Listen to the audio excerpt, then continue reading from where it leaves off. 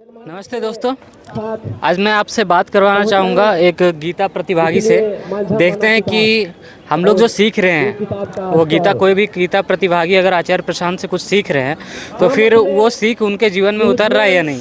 और दूसरी बात कि जो भी वो शिक्षा ग्रहण कर रहे हैं वो उनके मस्तिष्क में रह रहा है या नहीं, उनकी समझ कितनी विकसित हो रही है, वो उनकी समझ में गहराई आ रही है या नहीं। तो विभिन्न मुद्दों पर हम बात करेंगे। देखते हैं कि आपको भी पता चलेगा कि जो आचार्य प्रशांत के गीता प्रतिभागी हैं उनमें क्या आपसे अंतर दिख रहा है, मतलब क्या बदलाव दिख रहा है। तो कुछ मुद्दों से स्टार्ट करते हैं। सबसे पहले तो हम आचार्य प्रशांत के बारे में जानना चाहेंगे। तो नमस्ते कोमल जी, आप बताना चाहेंगे कि आचार्य प्रशांत कौन है और आप उनसे कैसे किस प्रकार से जुड़े हुए हो? अपने जीवन को मेरे लिए तो वो जीवन का प्रकाश है, लेकिन ठीक है, नॉर्मल लोगों के लिए आज जो धर्म की विकृति हुई है, जो पर्यावरण का जो पर्यावरण के साथ हमने छेड़छाड़ किया है, पशुओं के साथ जो कुछ भी किया है, महिलाओं के साथ जो कुछ किया है, तो हर चीज़ के लिए जो आवाज़ उठाने वाले एकमात्र स्रोत जो मुझे भी दिखते हैं वो आचार्य प्रशांत है। और मैं उनसे जुड़ी हूँ यूट्यूब। सबसे पहले तो मैं यूट्यूब के थ्रू ही मैंने यूट्यूब में उनकी शॉर्ट्स वीडियो देखी थी। मैंने खासकर महिलाओं के ऊपर देखा था कि महिलाओं के ऊपर वो मतलब काफ़ी खुलकर बता रहे थे। पहले से तो घर से जो डिस्क्रिमिनेशन होता है वो तो होता ही है कि ये मत करो, वो मत करो, तो ये सब चीज़ें अंदर रहती है। तो जब मैंने देखा कि कोई मेरे मन में जो चीज़ चलता था कि क्यों मेरे को ये नहीं करना है, जो विद्रोह आता था, तो वो उसको खुलकर बोलते हैं और उसको तथ्यों के साथ बता रहे थे। तो मुझे काफ़ी वो प्रभावी लगा। और फिर वैसे मैं उनके लॉन्ग वीडियोस को मैंने देखा और फिर तो सिलसिला बढ़ता ही गया और अब तो गीता में भी हूँ। आपने विद्रोह की बात की, आपने तथ्यों की बात की, तो आप बताना चाहेंगे कि किस प्रकार के तथ्य वो आपके सामने रखते हैं जिससे कि आप उनसे प्रभावित हो गए, जो कि कोई और व्यक्ति नहीं रखता है? वो किस प्रकार से अलग से रखते हैं वो आप बताइए। जैसे कि महिलाओं पे मैंने कहा तो जो वो बताते हैं कि जो मतलब कि मेल और फीमेल जो पॉपुलेशन है उसी में कितना बड़ा अंतर देखने को मिलता है। 7 करोड़ महिलाएं कहाँ गई? वो हर बार चिल्लाकर पूछते हैं कि सच में बताओ कि 7 करोड़ महिलाएं कहाँ गई? भारत में 7 करोड़ महिलाओं के साथ क्या किया गया? मतलब मैं महिलाओं कह रही हूँ, मतलब लड़कियों के साथ क्या गया? जो लड़की जो फीटस जो जन्म लेता है उसको जन्म लेते साथ मार दिया जाता है, जो फिटिसाइड किया जाता है। तो कहाँ गई ये? तो आज भी तो फिटिसाइड चल ही रहा है। और एक तरफ हम लोग कहते हैं हम लोग डेवलप हो रहे हैं, अगर एक लड़की के साथ कुछ हो जाता है तो यहाँ से बवाल मच जाता है और उसमें हिंदू मुस्लिम हो तो फिर कहना ही क्या है। तो 7 करोड़ महिलाएं कहाँ गई? तो ये जैसे कि एक तथ्य हुआ, ठीक है। और भी बताते हैं जैसे कि हर दिन कितने रेप्स हो रहे हैं। तो जैसे कि हर 3 घंटे में अभी बोल रहे हैं कि 80 रेप हो चुका है, ठीक है। तो ये सारे तथ्य होते हैं। तो यही मैंने उनका महिलाओं पे मैंने ये सारे तथ्य देखे। और हाँ, जो लेबर पार्टिसिपेशन रेट हो गया फीमेल का, वो भी हर चीज़ में फीमेल का जो रिप्रेजेंटेशन है वो हर चीज़ में कम है। पार्लियामेंट में हो गया, हर जगह। तो वो तथ्यों के साथ बात करते हैं और ये रियल तथ्य हैं। तथ्य हैं। तो ये सारी चीज़ें मुझे आकर्षक लगी। तो वो अगर तथ्यों की बात कर रहे हैं, जो आंकड़े आप बता रहे हैं, वो क्या उसका मतलब वो आंकड़े सही है भी या नहीं? क्योंकि आपने तो उनके मुंह से सुना और फिर उसको मान लिया, तो फिर वो आंकड़े सही है या नहीं कैसे पता चले? आप तो उनको सुन के ही मान ले रहे हैं और भी कुछ रिसर्च करते हैं उसके पीछे? पहले स्टार्टिंग में रहता है कि हाँ उनके मुंह से सुना, तो पहले लगता है कि भाई सच में ऐसा है। और तो फिर मेरे पास तो इंटरनेट अवेलेबल है, मेरे पास सबके पास इंटरनेट अवेलेबल है, तो हम सर्च कर सकते हैं। मैंने सर्च किया और फिर देखा सच में ये तो सच है और ये तो रियली। बट बात ये है ना कि मीडिया उसको कवर नहीं करता, तो हमें लगता है ये तो है ही नहीं। मीडिया कवर किसको करता है? वो फालतू चीज़ों को कवर करता है, तो हमें लगता है वो है भी नहीं तो भी सच लगता है। और जो रियली सच है वो मीडिया कवर ही नहीं करता है, तो लगता है ये तो सच ही नहीं है। जबकि लेकिन वो गला फाड़ के चिल्ला रहे हैं। तो आपके पास इंटरनेट है, आप सर्च कर सकते हो।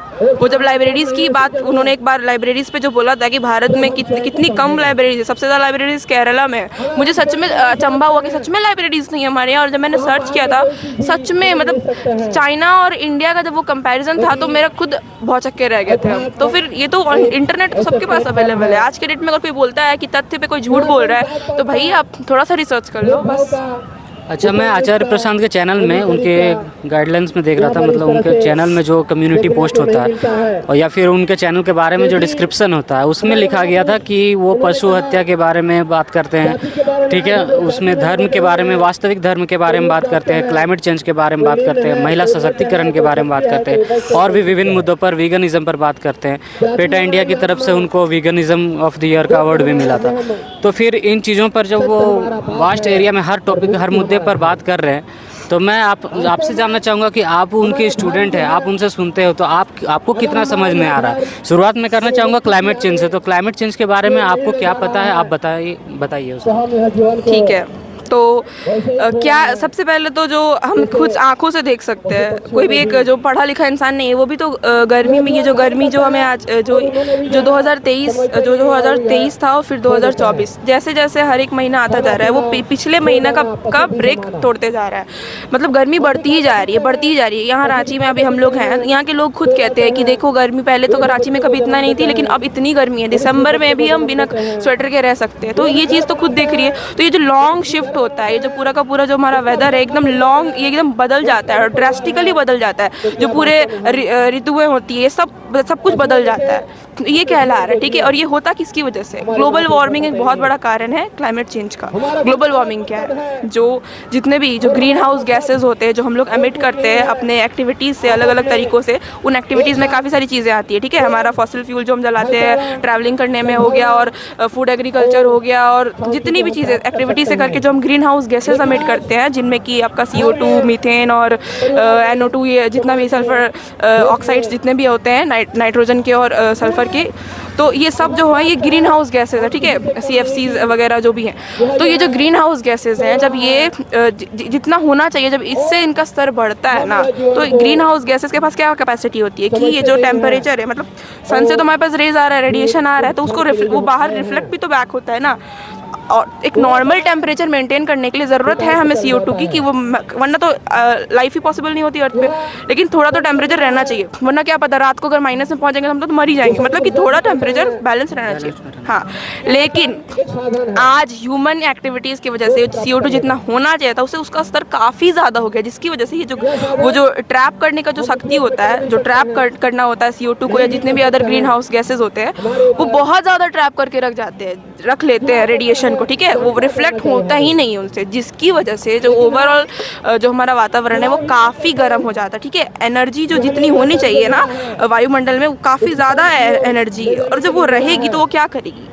तकलीफ ही पैदा करेगी। और जब टेम्परेचर भी ओवरऑल बढ़ जाता है ना अर्थ का, एक कोई भी स्तर होता है ना कि इतना रहेगा तो ये चीज़ें होंगी, इससे जैसे ही बढ़ता है तो फिर कुछ भी हो सकता है। तो यही तो आज चेंजेस हो रही है, जो फीडबैक साइकिल्स, वो तो उस पर बाद में आएंगे। लेकिन जैसे ही टेम्परेचर बढ़ता है तो बहुत सारी चीज़ें होती है, जैसे कि एक नॉर्मल जो भी जीव जंतु रहते हैं ना, उनका रहने का एक तरीका होता है, ठीक है। वो इस आश्रित होते हैं, हर चीज़ टेम्परेचर डिपेंडेंट होती है। हमारा जो ब्रेन है ना वो भी टेम्परेचर वो भी वर्क करता है, उसमें भी तो इलेक्ट्रिकल सर्किट्स है, वो भी टेम्परेचर पर डिपेंड है। जानवर कब निकलेगा घर से बाहर, ठीक है। इवन कुछ एनिमल्स का सेक्स डिटर्मिनेशन इतना तक टेम्परेचर पर डिपेंड करता है। तो टेम्परेचर डिपेंडेंट हमारी इतनी सारी चीज़ें टेम्परेचर डिपेंडेंट है। और जैसे ही टेम्परेचर में फ्लक्चुएशन आता है, जो जितना भी जो जीव जंतु हैं इस अर्थ पे, ठीक है, सबके जीवन में, सबके रहने के तरीके में, सब में परिवर्तन आता है। और ये कोई अच्छा परिवर्तन नहीं होता, ये बहुत ही खराब परिवर्तन होता है। ओके, तो क्लाइमेट चेंज के बारे में तो मैंने ये भी सुना है कि पहले भी हो चुका है क्लाइमेट चेंज, और एक्सटिंक्शंस हो चुके हैं, मतलब आइसेज आ चुका है। तो ये सब तो होता रहता है, ये नॉर्मल है, ये प्रक्रिया है पृथ्वी की। तो अभी क्यों उसको उतना ज़्यादा बढ़ा चढ़ा कर बताया जा रहा है? ऐसा तो नहीं है कि पहली बार हो रहा है, तो फिर इसको क्यों इतना उठाया जा रहा है इस बात को? पहली बार तो नहीं हो रहा है, ठीक है। पहले 5 बार एक्सटिंक्शंस हो चुके हैं, इस बार 6th मास एक्सटिंक्शन कहा जाता है। क्यों कहा जा रहा है? उसका रीज़न है ह्यूमन। इससे पहले जितनी बार भी एक्सटिंक्शन हुआ था वो नेचुरल था, ठीक है, वो नेचुरली हुआ था, उसमें इंसान की कोई भागीदारी नहीं थी, ठीक है। लेकिन इस बार ये इसको कहा जाता है एंथ्रोपोसीन है, यानी कि ये एक एंथ्रोपोजेनिक एक्टिविटी है, इंसान के वजह से हो रहा है। भाई आपके ऊपर कोई आकर के कुछ गिर जाए, आप मर जाओ, एक अलग बात होती है ना, और मैं आके आपका गला दबाते जाऊँ तब मैं आपको मारूँ, ये क्या होता है?